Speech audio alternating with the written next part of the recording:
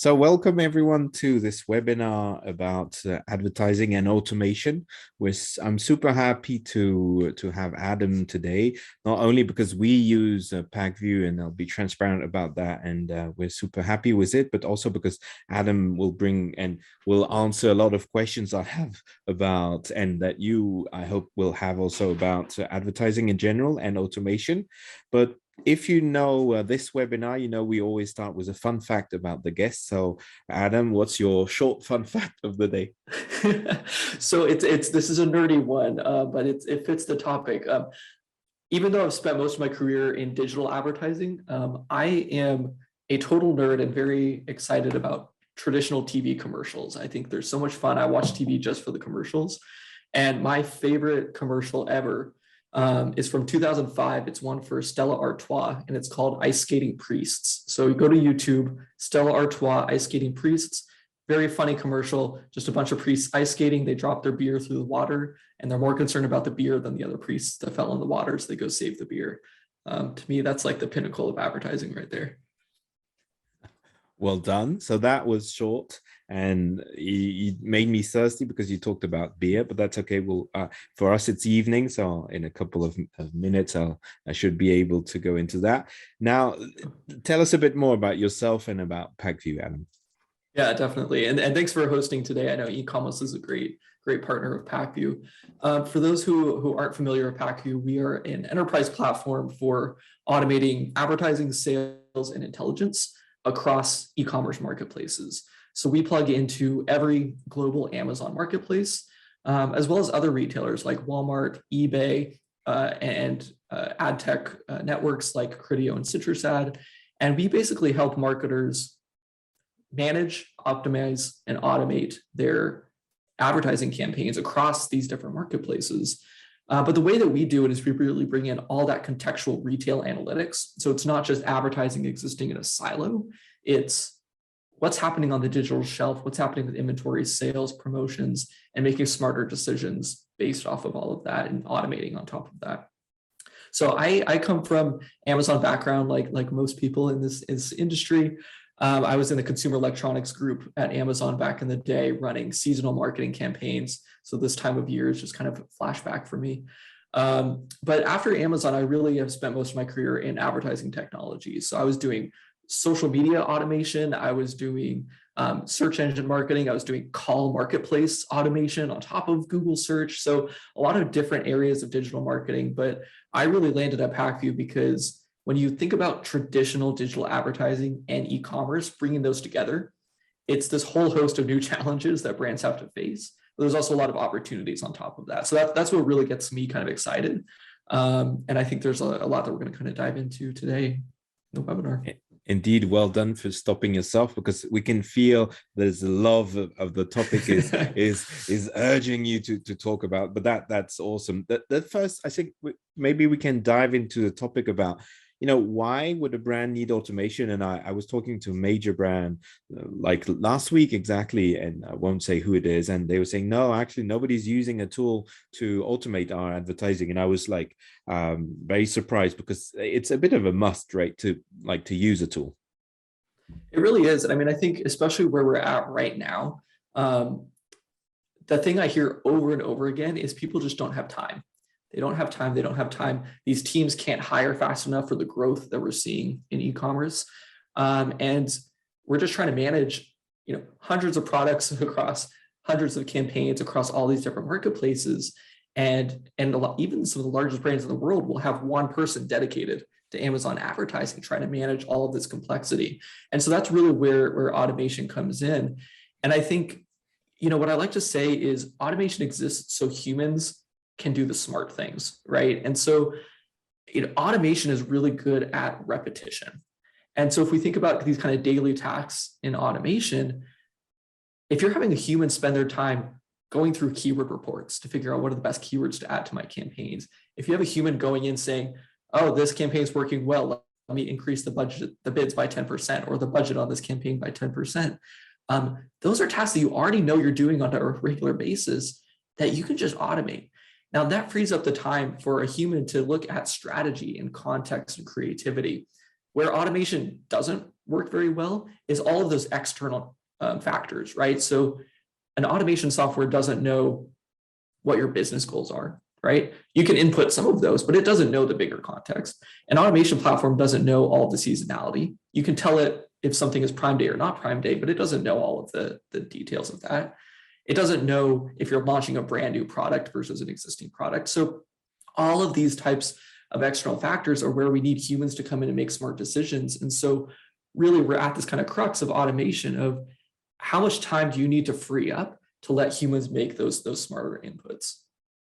And I think that, so if I put it in my own words, it's like there's so many, so you can save time, if the big why would be to save time, but also it's all of increases performance, right? It's like some things can be done with a tool which you cannot do on the platform itself, like selecting times, for example. There are more options thanks to the tool and the API connection than on the Amazon advertising platform, correct?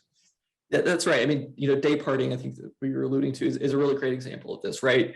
Saying I only want my campaigns to run, 8 a.m. until the evening, or even more granular than that, saying in the early afternoon, I want to increase my bids by 20% because I know that's when people are most likely to actually convert.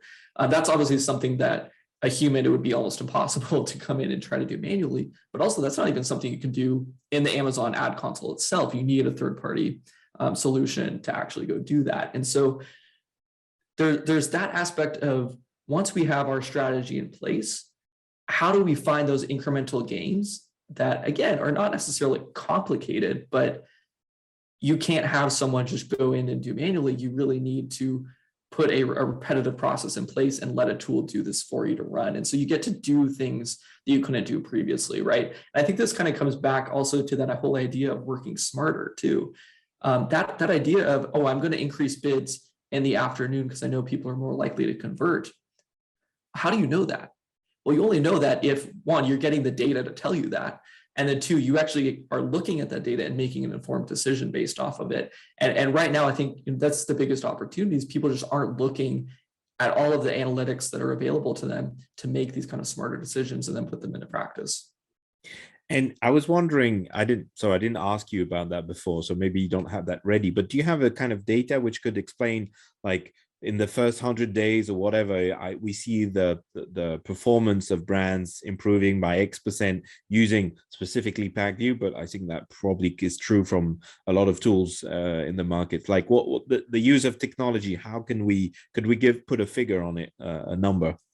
We absolutely can. The number that we quote at Pac-View is in the first 30 days of using Pac-View, we typically see ROAS improve by 40%, which is a huge number, right? Now that's people from going from no automation to having an automation platform, right? You might see some similar stats from different technology providers, because what you're seeing is essentially someone going from managing everything manually to all of a sudden being able to take advantage of all those incremental gains that we're talking about here. So about somewhere around that 40% ROAS improvement. Now, obviously, Pac-View, I think, does it the best, so that's probably the higher number. But the other way to look at it is again, going back to time savings, right? One of my favorite kind of examples is a brand that, again, they were just doing everything manually, and just reporting alone saved them 5 hours a week of a human's time, because they were automating being able to pull the data, schedule the reports, and export it and look at it in the dashboard. So those types of things are what we typically see. We quote about 20 hours a week on average saved just by switching to an automation platform with Pac-View. That's amazing. Like 40% increases, on what you're spending, and probably what you were saying is 1/5 of the time of a person. Right. It's like weekly is also amazing. So it's a double win. And I can share an experience I met with the guy in charge of agencies from Amazon advertising in Europe, and he told me, like, we only work with agencies which have tools like API connections and automation, and they obviously don't give like an indication of which tool, but they say, okay, if they know that from experience, if you don't have a tool, there's no chance that you'll be successful. So if any of you are working with an agency or anybody and they're not using a tool, you need to challenge that. And there are a lot of people who know that, and a lot of great tools. Pac-View is one of them, but it's like if you don't use it, you'll probably not be very successful. Now I have another question for you, Adam, is that in the space, so you've got the people who are doing all manually, then you've got tools. There are a few tools like Pac-View doing a great job, which is, I would say, semi-automated, and there's partially and still some human decisions, and you explain why. And you have tools which are fully automated, which we've seen around, and they sort of huge use AI or like artificial intelligence, or machine learning, where you give a target, an ACoS target or return on ad spend target, and then the system will bid until it will reach, or you give an return on ad spend or ACoS target and a budget, and the system will bid until it will find the right thing. What's your view on the spectrum, and specifically between the type of semi-automated to the fully automated? What's your take on that? So I have a lot of opinions here, but I think the one thing I'll just start with is, be wary of things that sound too good to be true. And this isn't a knock on any specific vendors. I think across the board, in marketing technology, anyone who's promising a fully automated solution against a specific target, we just have seen historically that it doesn't always add up. Now, that doesn't mean it's not still a good solution, because it might take everything off of your plate. You might still see some incremental gains, but just optimizing for ROAS in a fully AI solution historically has not worked super well. But it's really a scale, right? And so what I like to think about it is you're constantly trading off time savings or efficiency for control, right? And so for every business, they're going to land somewhere along the spectrum of those two kind of tensions. And when we talk about control, we're really talking about what targets am I trying to hit? Not everyone is optimizing for ROAS, nor should they be, right? There's a whole host of goals. Sometimes you're trying to just increase sales as quickly as possible. Sometimes you have a specific product that you want to get in that bestseller spot on Amazon. Well, I guarantee you, if you're optimizing for ROAS, you're not going to hit the bestseller spot on Amazon, right? Sometimes it's increasing market share, right? Sometimes you're just trying to drive down costs however you can. And for a lot of businesses, it's different, right? You have multiple campaigns hitting these different goals. And so you really need to kind of look at your own objectives and ask yourself, is a fully automated solution that's looking at one singular target, is that going to help me hit this goal? Or do I need something that gives me a little bit more flexibility, where I can set specific granular objectives or targets for a campaign to say, all right, I'm going to increase bids, but only if it's in this range of sales, or only if I'm meeting this many impressions, or I only want keywords that are high traffic, or vice versa. I only want keywords that are the long tail, so I'm not competing direct, head to head with really expensive ad placements. So those types of considerations really come into play. I think, at Pac-View, I think where a lot of people see success is that we built what we call 5 different levels of automation. So it starts kind of down to the basis of keyword research. We have campaign recommendations, rule-based automations where you can set some of that logic yourself, and then fully AI for those campaigns where you really are just trying to hit a ROAS goal. But I think, if we kind of come back to first principles with any automation technology, whether it's advertising or email marketing or anything else, it's really a question of what control you need, and then how much granularity do you need? So is all of this happening at the campaign level, and you just want everything across your portfolio to be hitting the same goal, moving in the same direction? Is that happening at the ad group level? Is that happening down at the product level? Certain products, you need to sell as much as possible. Other products, you need to move inventory. Other products, you need to be as efficient as possible because you have low margins on them. Or is it different, right? And that's where I think this gets really interesting is, for some brands, they need to kind of slice and dice across their portfolio and say, in our home cleaning product line, we have some bestsellers and then some new products. And then also in our, industrial cleaning line, same kind of breakdown. So we need to be able to look at it across those different factors and set different campaigns given on seasonality or whatever it might be. And so, I think it's just a question of how complex is your business? What are your objectives that you're trying to hit? And then backtrack into a solution that gives you kind of that balance between control and automation. And like, if I can give our experience on that, is we've seen that when you're going fully automated, it typically works when you're very good, where you've got a very good brand awareness. And if your teams have got a lower knowledge, then that's probably a good decision, because then they will, like, the learning curve is can be very high. And if your brand awareness, so therefore the conversion rate is quite high, that typically works well. In the other cases, it's a bit difficult, and we believe, at least, that having some manual intervention and some strategic eye makes a very big difference. So for us, it's clear that having experienced different solutions, the sort of the one which allies technology and brains, or human brains, as the ones which works best. Now, if we look at the other part, is like, you can easily, if people are used to work on the Amazon platform, advertising platforms, they have their habits. And I speak about the people working in our teams, for example, which are really great people who know about advertising. And sometimes they have a hard time moving from something they know very well into, okay, this tool they have to relearn. And I think this issue will happen to a lot of Pac-View or technology customers, where they say, okay, how do you onboard your teams, or how do you have some tips, or what's your view on that, saying, okay, it's a great tool, but sometimes, like, the user who's like, he knows his stuff on that platform, needs to basically to learn a new one, right? Because it's a Right. new backend, basically. Yeah. Well, I think, as marketers, we tend to love kind of the shiny objects. And so we purchase a new tool and we want to go play with all the bells and whistles right away. And I'm guilty of that. That's what I do. We have to reject that impulse and know that, like, we're purchasing a tool to go achieve a strategy. We don't have to go do everything right away. And so I think the best way to, when you're looking at a new solution, whether you're going from the Amazon advertising console into a third party, or switching between tools, start with the basics, right? Start with your core campaigns, start with what you're already doing, and go replicate that into the new solution, and then build on top of that, right? See what you can unlock from there. And so where a lot of, like, just for example, where a lot of clients start with Pac-View when they start advertising through our platform, is they set up the same campaign structure that they might already be using in the Amazon advertising platform.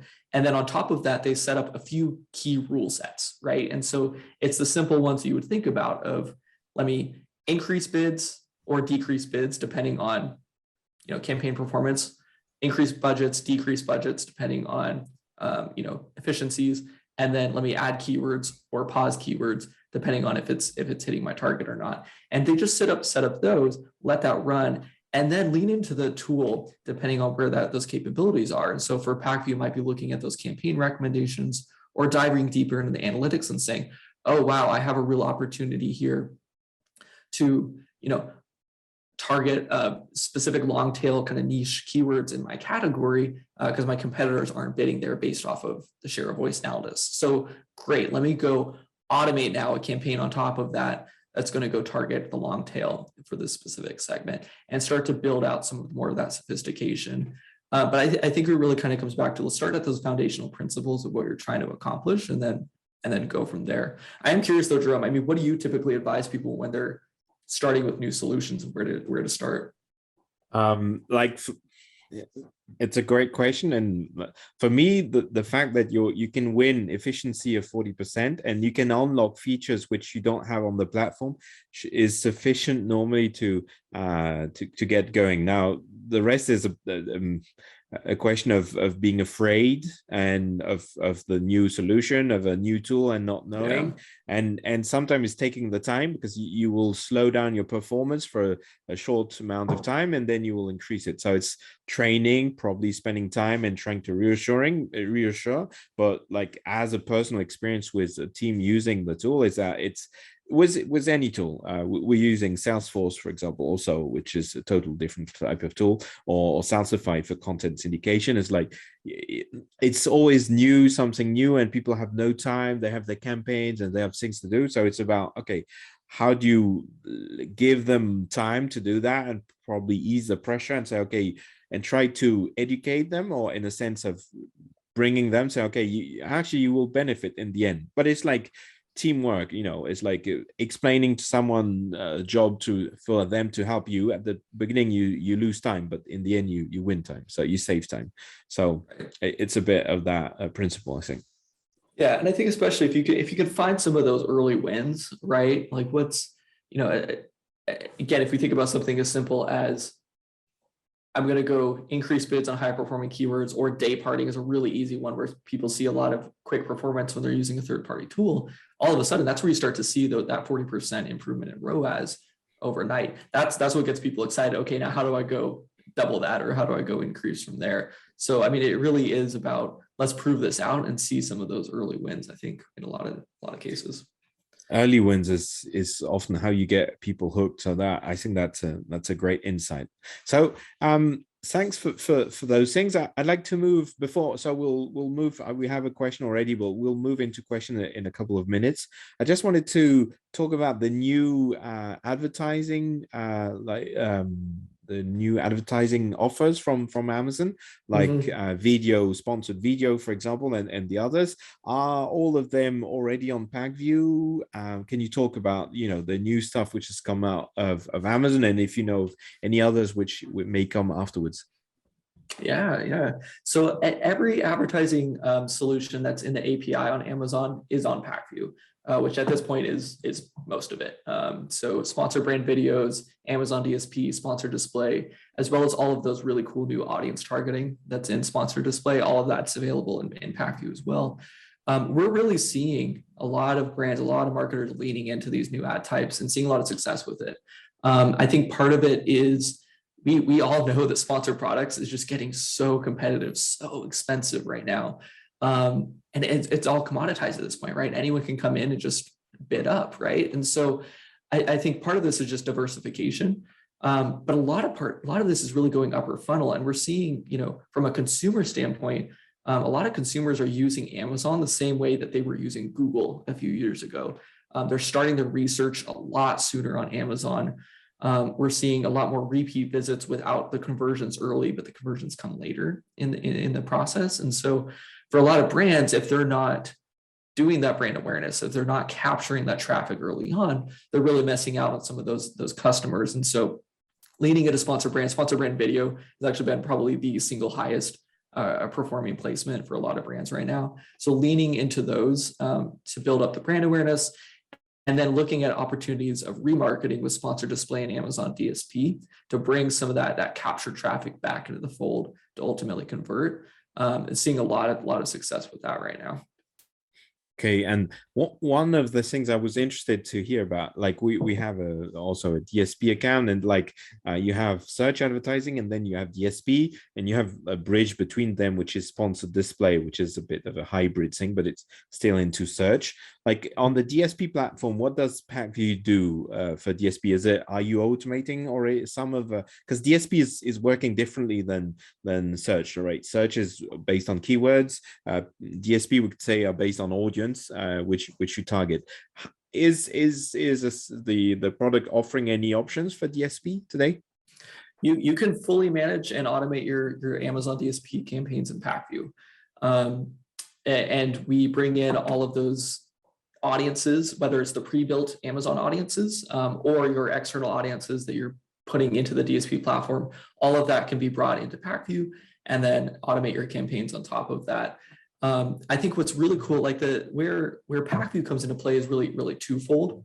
One is you can actually see your search performance and your DSP performance side by side and aggregated together. So you can actually start to see, oh, when I'm running a DSP campaign here across this product line, I'm all of a sudden seeing higher conversion rates on search. And that's something pretty consistent that we see, because now you're targeting the full funnel. The other thing you can do is start to take advantage of some of that incremental automation that we were talking about earlier, like day parting. Pac-View, as of today, is the only solution that offers bid boost day parting. So that time of day increases on bids for Amazon DSP. And that which is huge. Yeah, and that isn't offered on the DSP platform. Right. It's not offered natively through Amazon. No. So, and that makes a huge difference if you know that there's certain times a day when customers are more likely to shop on Amazon. Once you're serving those ads off Amazon, obviously it's much more efficient to make sure that those are showing up at the right times of day. And so just simple things like that are where you can really start to take advantage of some of this automation features. And Amazon DSP, I mean, we're really just scratching the surface of it as an industry, right? There's so much more you can do there, both in terms of audience building, in terms of cross-site targeting, but even just remarketing within Amazon's own properties is really exciting. And on use things where they're doing sort of beta testing on attribution, stuff like that, is that something which is on the roadmap to include that somehow? Because it's interesting because you have those, basically attribution is when you're getting traffic from Facebook or Instagram or wherever and directly to Amazon, and the attribution tool is not working perfectly today, but it's meant to give you the data of where, how much sales you generated from those external campaigns. Is that something which at some point Pac-View may be integrating? It's something we're already working on right now, I can tell you that. So it's certainly on the roadmap soon. I think, what's exciting for brands is really just visibility at this point is, okay, even if I'm not managing these external campaigns via Pac-View, all of a sudden I can see how are these other channels impacting my performance on Amazon and affecting my campaigns that are being run through Pac-View. And so looking at that kind of full picture conversion data. So Amazon attribution is a really exciting one. Amazon, a lot of you may have heard, recently released the new brand analytics, brand metrics API. So a new set of basically looking at total sales outside of just ad attributed sales. And so we're bringing all of that into Pac-View as well and allowing you to look at, what's my total ROAS, what's my total sales numbers, as well as things like inventory, weeks of cover, eligibility status, buy box, all of those different factors that you can now start to make smarter decisions on in your ad campaigns. And then the other one that I'm actually really excited about is Amazon Marketing Cloud.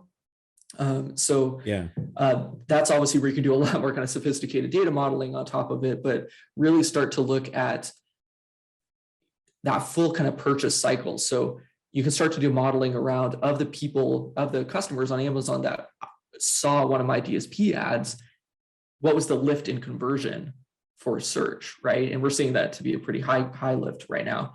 You can also look at things like what products are most bought after someone sees my ad, even if it's not one of my products, right? So what does that kind of path to purchase look like? And you can start to make smarter decisions across that full funnel with your display campaigns, sponsor products, sponsor brands together. So Amazon Marketing Cloud, we actually already have that integration live. So we're bringing all of that data in. And right now again, just scratching the surface, we have some pre-built reports to help people kind of understand some of those common metrics around performance impacts.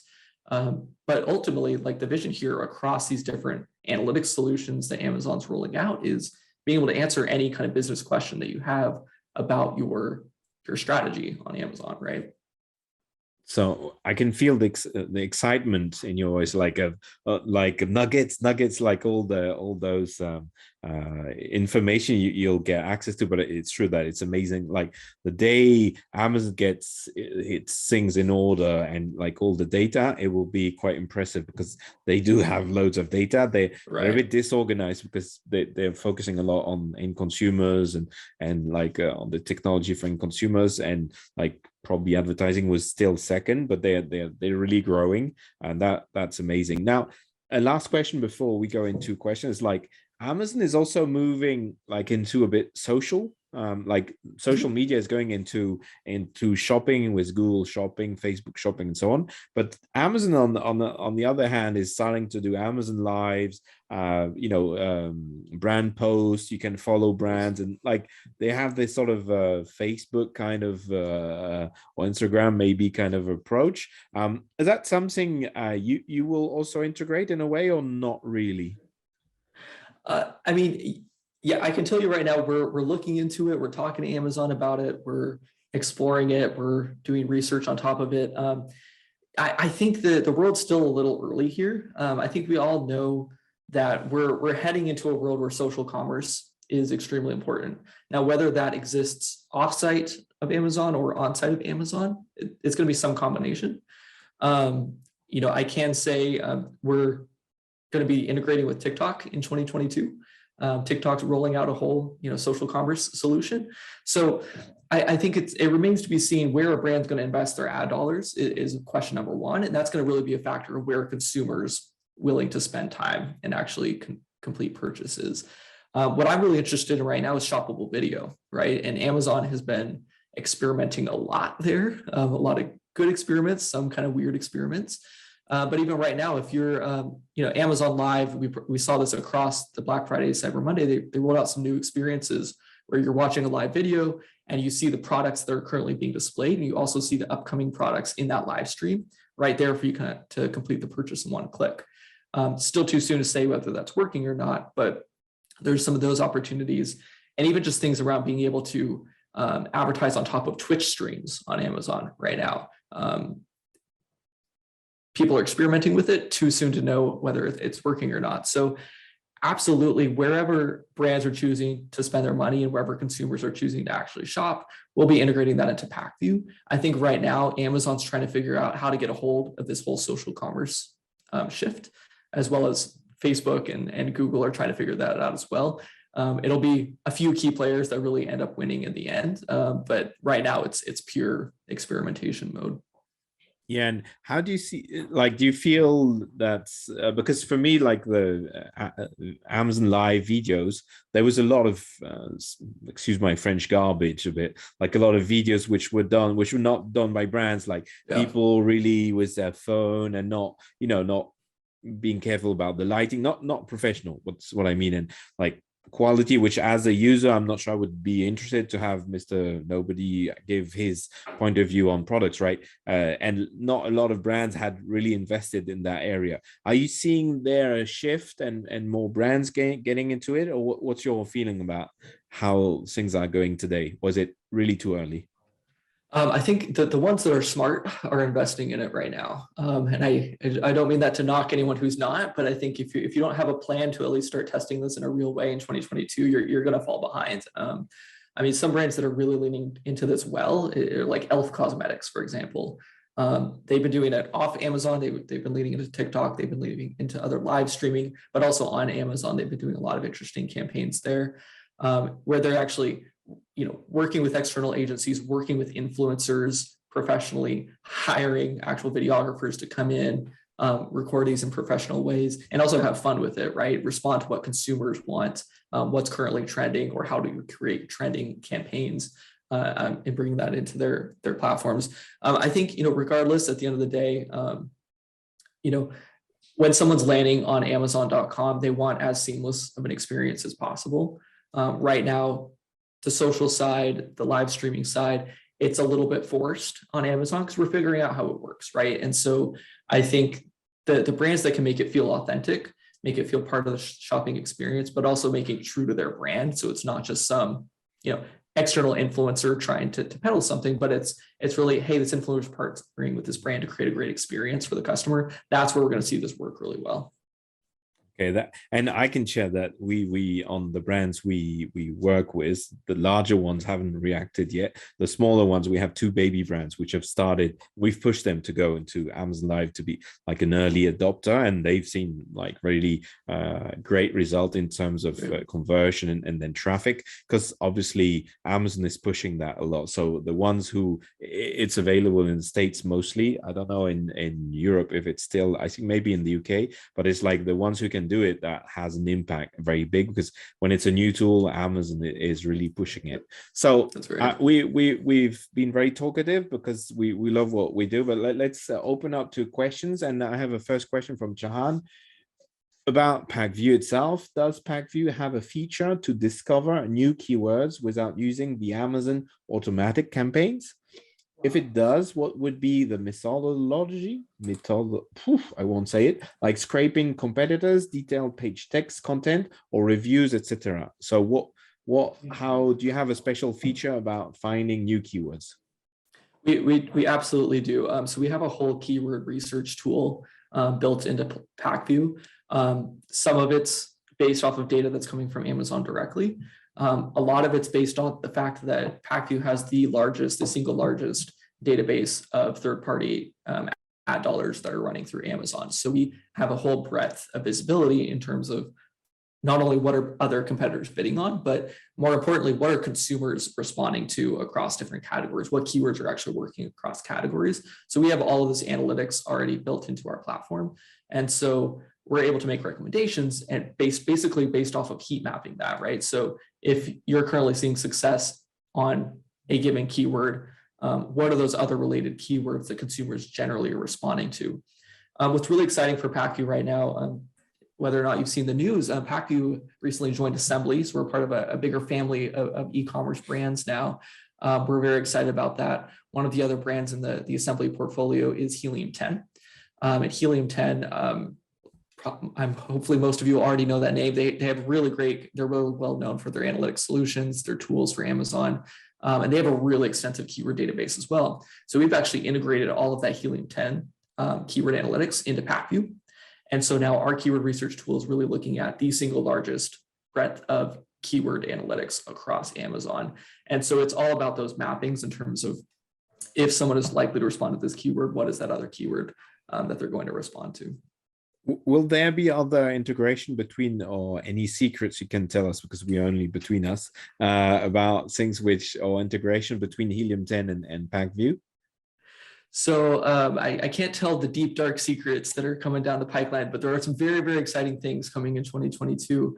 I will tease the fact that, we're looking at the bigger context at Pac-View. So, people depend on us, people love Pac-View for advertising, but we're looking at how do we help you grow your business holistically on Amazon and other marketplaces. So we recently launched Pac-View Commerce, which lets people monitor the buy box, do audits on their detail pages, and automate media as well as retail operations based off of inventory, sales profitability, et cetera. So that's great. We want to go even farther now and look at market share and category share and share of voice in a more holistic way. And so a lot of that's going to be looking at the full breadth of analytics across this Assembly suite of brands and Helium 10 and working on our capabilities together. Yeah, okay, because Helium 10's got loads of features, includes like, I get lost each time I go inside the Helium 10 because there's too many like Cerebro stuff. And so, yeah, that will be amazing. But let's get to the next question. Hi, Adam. Amazon has opened to new markets, and some even started allowing advertising. Sweden, for instance. Will Pac-View soon integrate these countries too? Yes, almost all of them are already integrated.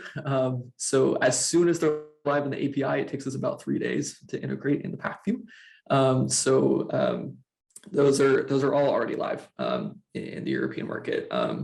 So we, the cool thing about Pac-View is just one little feature that I'll plug. I don't want to make this too salesy, but the way that we do it is we basically standardize both currency as well as functionality across these marketplaces. So one, we can bring this on pretty quickly, but two, we have a global marketplace dashboard. So right now, in Amazon itself or in other solutions, you need to go into each marketplace profile separately. In Pac-View, you actually go into one place and you can see them side by side. So you can look at actually comparing, hey, this product line has a higher ROAS in Italy than the UK. So prioritizing and rationalizing where you're even keeping your inventory as well as where you're running your marketing campaigns, you can start to make some of those decisions in Pac-View. Okay. Is there any Amazon country where you're not linked to in all the Amazon? Do you know one which is not? Because there's Egypt, there's Saudi Arabia, there's Singapore. Is there anyone which you're not connected to? Just, we want to find one, source. Just one thing that we don't do. Yeah. No, my sales team will be the ones that will keep me honest on this. So we can certainly follow up on that. But I believe I did find my question. You did find the one that I don't, because Amazon's launching these too quickly, Jerome. That's the problem. I can't even keep up with what's live and what's not. Anything that's in the API is live on Pac-View. So I know there's a couple of new ones in here that Amazon just launched that I think we're still in the process of integrating. Yeah, so the bottleneck is actually Amazon enabling API for that country, right? Okay, because the heavy lifting is on their side more than on yours, right? Because it's automated.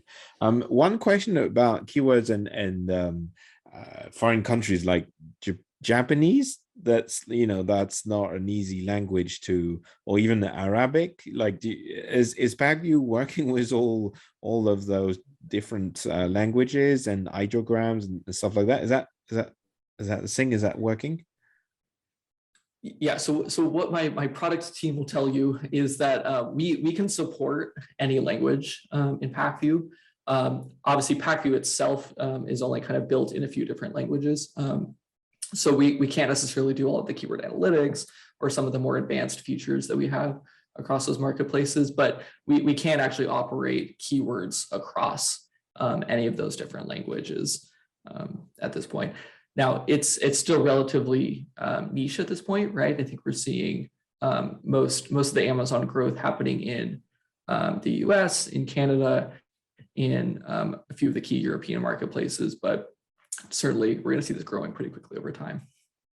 Okay, amazing. So if you have other questions, we'll have another few minutes. I've got a few questions still for you, Adam. Don't worry. One could be like, do you have an example of a success story? But also because we know that life is not always pink and you get troubles. Stories of when it fails, you know, when something goes wrong, and maybe learnings from that. So maybe a success story and a less successful story. Sure. So my favorite success story is a table tennis brand, and they're actually a European-based brand. They're headquartered in Germany, and they were doing omni-channel campaigns. They were selling a little bit on Amazon, but their head of e-commerce really looked one day and said, "Why is the category growing faster than our own brand sales? Something's not right here." And so they turned they worked with us, but really what they were looking at is there was so much, they were only really bidding on these top keywords, right? They were only bidding on keywords like table tennis, right? And so but there was so much other path to purchase in this opportunity, like at-home games or tabletop games or those types of things. And so they realized they needed a more long tail strategy. So they started doing automated keyword research. So anyone who was a lookalike customer, what were they searching for on Amazon? They started bidding on those keywords, and they just automatically created those campaigns. So let's do a new ad group with all of these new keywords. And then they basically just automated bids up and down based on performance. So they took a really broad approach to keywords and said, if we're seeing some impressions and some conversions, increase the bid. And if it blows through, our e-Comas, then start decreasing the bid. And they just did this for about 30 days. And what they actually were able to do is they grew their sales 3x year over year in their category on Amazon. And they actually were able to improve their conversion rate by 30%. And it was all just because there were all of these keywords that were highly efficient that their customers were bidding on that they just weren't targeting previously. So something as simple as that has really great effects. Now, to your point about like things not working well, it goes back to a lot of times there are brands, I won't call anyone out specifically, but who try to lean into automation before they have a lot of experience on those products. And so what I mean by that is like launching a brand new product on Amazon and just trying to incrementally increase bids on sponsored products. A lot of times what you end up happening is you have to shoot your bids so high that it's not efficient and you just blow through your budget, or you can just never reach those impressions. And so those new products just sort of languish over time. Where we see people see a lot more success with this is leaning into brand awareness tactics first and then supplement with those high conversion tactics. So what I mean by that is put those new products into your sponsored brand campaigns, make them one of those featured ASINs at the top sponsored brands, use sponsored display to cross-sell within your existing customer base, and use brand stores. Brand stores are probably the most underutilized aspect on Amazon right now. So put those new products on your brand stores, put them prominently, drive traffic there from offsite on Amazon, build up that awareness. And then as people are searching, start to bid on sponsored products, you'll be increasing relevancy once those sales increase. And so you'll be able to bid higher at a more efficient rate. And so, it's not really anything complicated, but a lot of people just jump in really quickly to, let me just run sponsored product. Let me just, try to overtake my competitors in the category, when really there's a much broader ecosystem of the way consumers are shopping on Amazon. Yeah, makes sense. Like you can't do magic basically, and there's an element of patience still to be applied, and that's talent, ladies and gentlemen. We had a sad story, which came up with a lot of learnings. Thank you, Adam, for that. I had another question, which was, someone sent it to me by mail earlier on, which was, if, let's say, you have in your portfolio two brands with competing products, is there a tactic, or can the tool help you to have, like, if you're bidding, like, both brands have got similar products, how do you do to like not make sure you compete too much on the keywords? Is the tool able to help you on that, like if you do different ad groups, and is there a way of managing that, which is a bit tricky because basically you own both brands and they have competing products?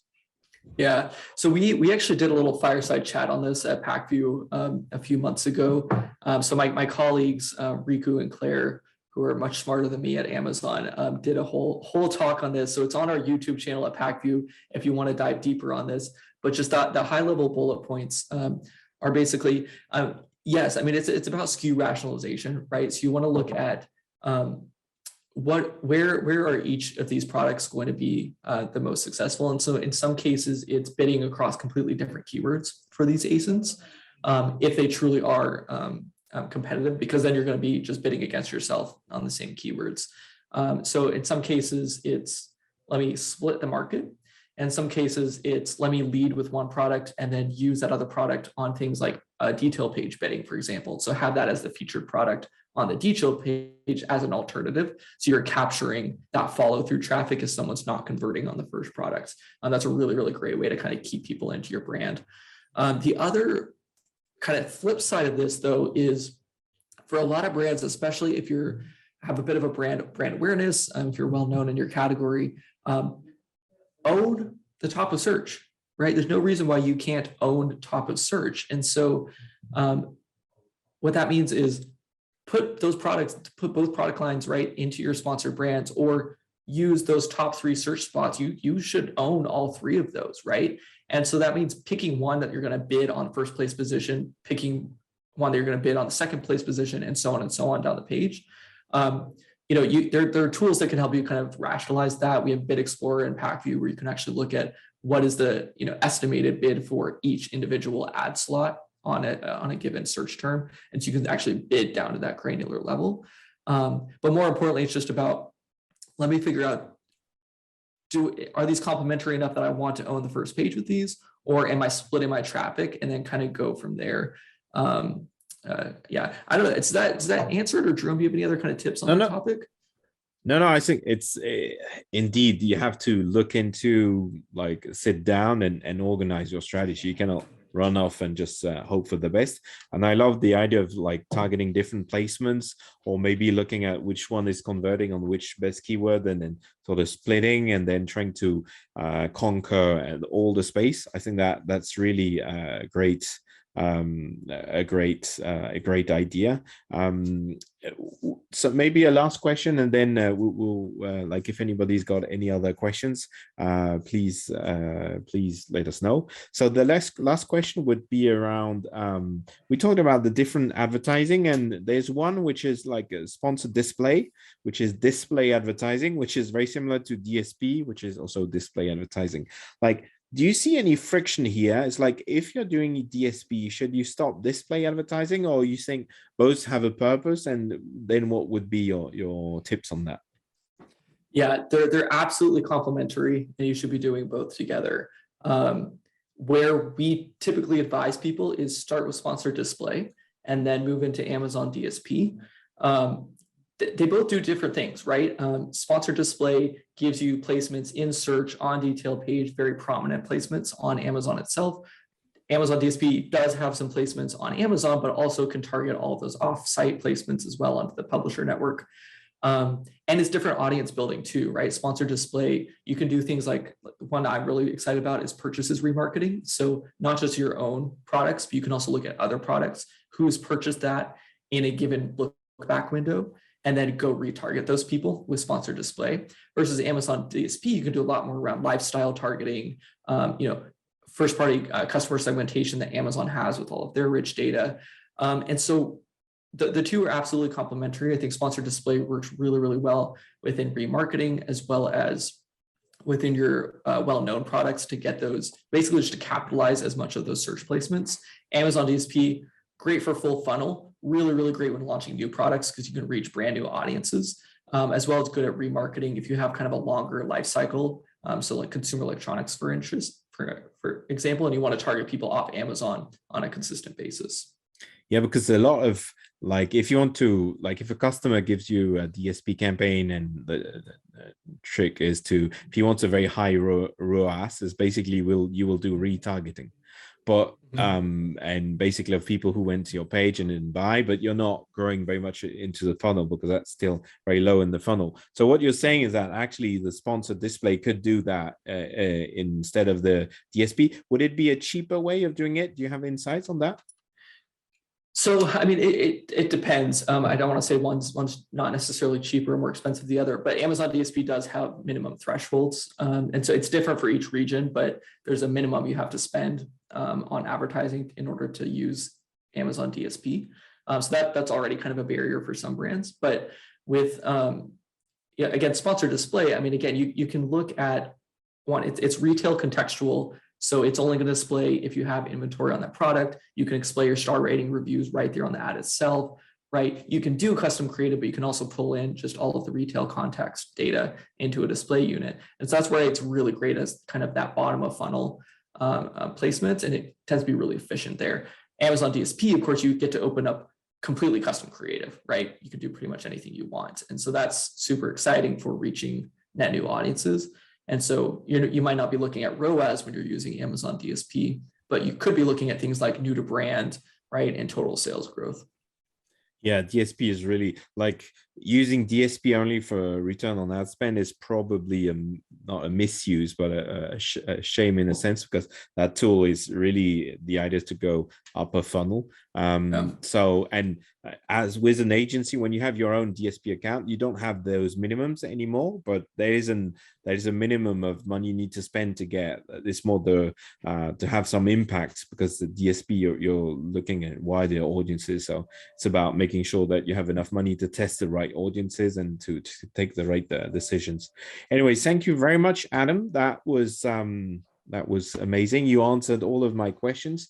We will send in the follow-up emails, all of Adam's contact details. You can also ping him on LinkedIn, or you can go on the Pac-View website if you want any information. Thank you, everyone, and it was a pleasure. Adam, I hope to see you. We're talking about it next year in Las Vegas on the Prosper Show, maybe you and the team. And it's always a pleasure. So thank you very much, everyone, and have a great evening. Yeah, thanks, Jerome. Thanks, everyone. Yeah, bye-bye.